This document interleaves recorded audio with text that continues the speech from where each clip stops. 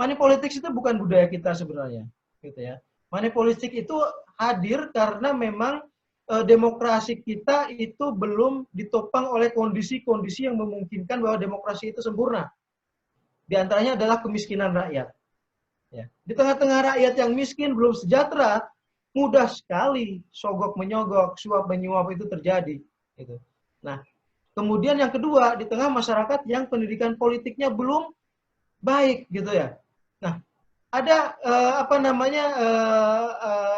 pandangan bahwa kalau sudah menerima uang akan berdosa kalau tidak memilih dia. Nah, itu salah, gitu ya.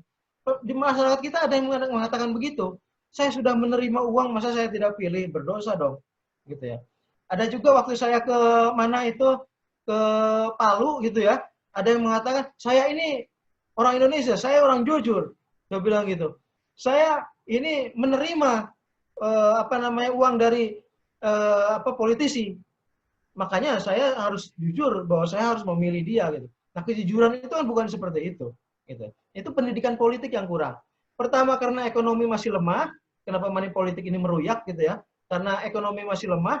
Kemudian kedua pendidikan politik masih kurang, ya. Termasuk diantaranya adalah rakyat itu tidak bisa melihat bahwa pemilihan dia di TPS itu akan menentukan masa depan dia dan anak-anaknya gitu.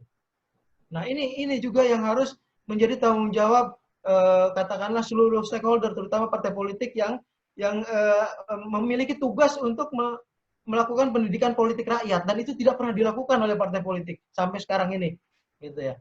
Karena itu rakyat menjadi tidak paham bagaimana politik yang baik itu, gitu. Karena itu maka money politik itu menjadi barang yang kemudian bisa dibolehkan, gitu ya.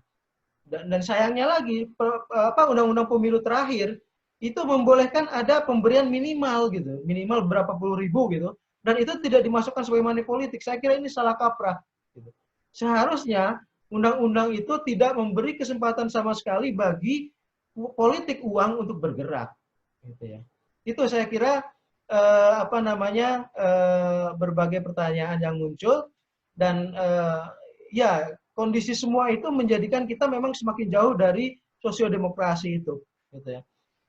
Demokrasi yang di dalamnya perjuangan kesejahteraan rakyat, keadilan sosial itu menjadi prioritas gitu.